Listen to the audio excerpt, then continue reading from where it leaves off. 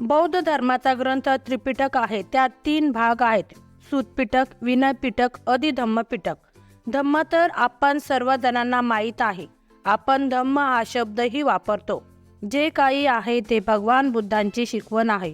परंतु जेव्हा त्याच्या पुढे अधिधम्म जोडला जातो, अभिचा अर्थ आहे सर्वोच्च, सर्वोत्तम, तर मग भगवान बुद्ध म्हणतात फक्त धम्माचाच नाही तर अधिधम्माचा पण अभ्यास सराव करणं गरजेचं आहे. अधिधम्मा पण आपल्याला शिकणं गरजेचं आहे. अधिधम्मा भगवान गौतम बुद्धांच्या सर्वोत्तम कोटीचा सिद्धांत आहे, शिक्षा आहे. त्यात आपल्याला हे सांगितले आहे की ज्याला आपण माणूस म्हणतो त्या माणसाचं त्यात काय सांगितले आहे की हे शरीर आहे. आपण याला मनुष्य हे नाव दिलं आहे, पण भगवान म्हणतात की हे जे नाव दिलं आहे त्याला आपण अधिधम्माच्या मदतीने ओळखू शकतो, जाणून घेऊ शकतो. ही जी वरची परख आहे आपल्या शरीरावर जडलेली, आपण तिला जाणू समजू शकतो. ज्याला आपण सुंदर समजतो, या देहाचा कायाची निर्माण कशी झाली, या शरीराच्या आतमध्ये किती घाण आहे आणि कशा कशा प्रकारे या देहाची निर्मिती झाली, या रूपाची सुंदरतेची निर्मिती झाली याची स्पष्टता करते. तर मग ही स्पष्टता समजण्यासाठी ही सुंदर चमडी, ही सुंदर परख, हा थर, याच्या आतमध्ये जे लपलेले आहे ते कशा प्रकारे निर्माण झाले आहे त्याला समजण्यासाठी अधिधम्माचं वाचन करणं गरजेचं आहे.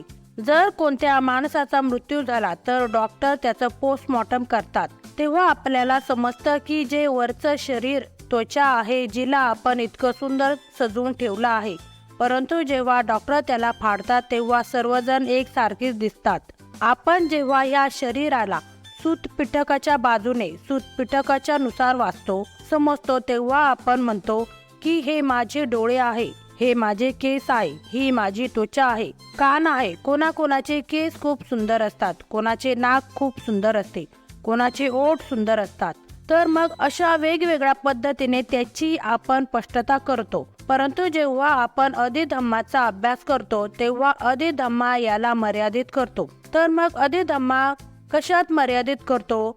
तर मग त्याला फक्त माइंड आणि मीटर म्हणजे चित्त आणि चेतसी मध्ये मर्यादित करतो आणि मग त्याचे चित्त आणि चेतसीचे घटक म्हणून विश्लेषण केले, छाननी केली आहे.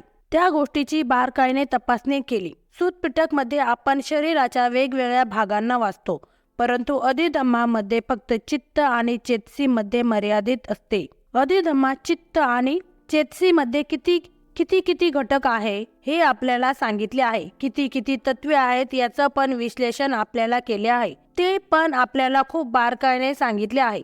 अधिधम्म अनेक गोष्टी घेतो आणि त्याचे रूपांतर केवळ चित्त, मन आणि चेतसीमध्ये करतो. त्यामुळे अधिधम्माचा हा गुण भगवंताच्या इतर शिकवणीपेक्षा पूर्णपणे अधिधम्माला वेगळं बनवतो. तसे तर भगवान बुद्धाच्या सर्व शिक्षा उत्तम दर्जाच्या आहेत, पण अधिधम्माची ही एक वैशिष्ट्य आहे. त्यामुळे अधिधम्मा दुसऱ्या शिक्षापेक्षा एकदम वेगळा आहे. अधिधम्माला त्याच्यासारखे नाही ठेवत. अधिधम्मा जे आपले वास्तव आहे, जे आपल्या शरीराचे वास्तव आहे, आपण जे वर वास्तव पाहतो ते प्रत्यक्षात वास्तव, हकीकत, खरोखर मध्ये आपले शरीर, आपला देह नाही आहे. परंतु जे शरीर आपल्या आतमध्ये आहे, आपल्या मनात आहे, क्षणाक्षणाला आपले जे विचार तयार होत आहे, कुशल अकुशल, चांगलं वाईट, या सर्वांशी आपल्याला समोरासमोर करतं, रूबरू करतं. आपल्याकडे अधिधम्मा आहे. अधिधम्मा एक व्यावहारिक किरण आणि उच्च आहे, जेणेकरून आपण सामान्य जीवन जगू शकू, नैतिक जीवन जगू शकू. अधिधम्मा हा चांगला, योग्य, नैतिक जीवन जगण्याचा एक व्यावहारिक, प्रॅक्टिकल मार्ग आहे आणि भगवान बुद्धांच्या जितकी पण शिकवणी आहेत, जर आपल्याला त्यांचा अगदी आंतरिक रूप, मनातून सखोल अभ्यास करायचा असेल तर त्यासाठी अधिधम्मा आपल्याला खूप जास्त, भरपूर माहिती, नॉलेज देतो आणि आपण त्या शिक्षा अधिधम्माच्या मदतीने समजू शकतो आणि मग अधिधम्माची जी माहिती, नॉलेज आहे ते पण समजण्यास मदत होते. तर मग जर आपल्याला जीवनाच्या वास्तवाला, खरेपणाला, आपल्या शरीराच्या वास्तवाला, खरेपणाला सामोरे जायचं आहे, तर मग त्यासाठी अधिधम्मा आपल्याला खूप मदत करतो. हे बघा, जेव्हा पण आपण भगवान बुद्धाच्या धम्माला वाचतो तेव्हा तर विनय पिटक वेगळं झालं, कारण की विनय पिटक मध्ये फक्त नियम आहेत. ते तर भिक्षू आणि भिक्षुणी यांना घ्यायची असते.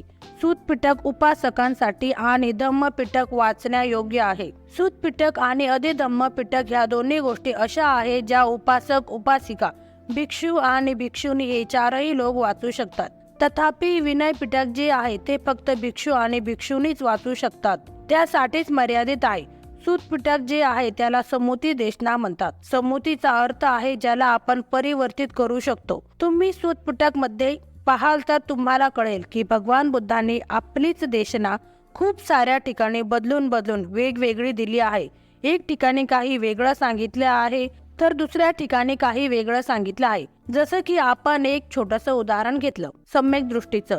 आर्य अष्टांग मार्गाचा पहिला बिंदू आहे सम्यक दृष्टी. तर सम्यक दृष्टीला भगवान बुद्ध एक सूतमध्ये एका जागेवर काही वेगळं सांगतात आणि हीच सम्यक दृष्टी आहे असं म्हणतात, आणि दुसऱ्या जागेवर ही सम्यक दृष्टी असते असे सांगतात. भगवान बुद्ध कोणतीही गोष्ट सांगताना तिथली परिस्थिती, त्या माणसाची ती गोष्ट समजून घेण्याची मनस्थिती किती आहे त्या माणसांवर ती गोष्ट अवलंबून होती. भगवान गौतम बुद्ध दूरदर्शी होते म्हणून ते तिथल्या माणसांमध्ये किती क्षमता, योग्यता आहे ती गोष्ट समजण्यासाठी त्यानुसार ते लोकांना ती गोष्ट समजून देत होते. ही समूती आहे. परंतु जेव्हा आपण अधिधम्मा वाचतो तर अधिधम्मात जी देशना आहे ती भगवान बुद्धाची मूलभूत अल्टिमेट देशना आहे, ज्याला आपण परमार्थ देशना म्हणतो, ज्याचा अर्थ अंतिम आहे.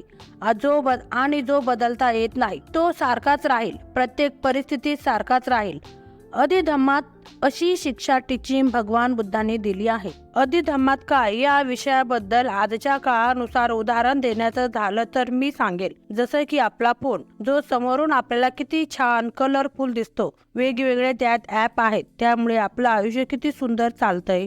पण तो फोन चालवण्यासाठी त्यातले ॲप योग्य पद्धतीने वापरण्यासाठी, आपल्या कामासाठी वापरण्यासाठी त्या फोनच्या समोर दिसणाऱ्या सुंदरतेपेक्षा त्याच्या सेटिंगवर आपल्याला चांगलं काम करायला पाहिजे, म्हणजे तो फोन त्यातले फीचर आपल्या उपयोगात येईल व आपले कामे होतील. म्हणजे मुख्य तर ते कलरफुल ॲप आहेत, पण त्याची सेटिंग जर बंद असेल, चुकीची असेल तर तो फोन आपल्याला त्रासदायक ठरेल, योग्य कामाचा नाही राहणार. म्हणजे जी त्याची काळी सफेद सेटिंग मधला गाभा आहे तो आपल्याला व्यवस्थित ठेवावा लागेल. पहिल्यांदा त्याची ऑन ऑफची बटणं बरोबर करावी लागतील, मग तो फोन, त्यावरची कलरफुल ॲप आपल्याला योग्य मार्ग दाखवतील, योग्य कामे करतील. नाहीतर पूर्ण फोनच काही कामाचा उपयोगाचा राहणार नाही. तसंच माणसाच्या वरच्या शरीरापेक्षा त्याच्या आतमधल्या पाठकडे, मेंदूकडे, डोक्याकडे जास्त लक्ष द्यायला पाहिजे. त्याला समजून घ्यावं लागेल, त्यांची योग्य सेटिंग करावी लागेल आणि ती समजण्यासाठी अधिधम्माचा अभ्यास करावा लागेल, तो समजून घ्यावं लागेल.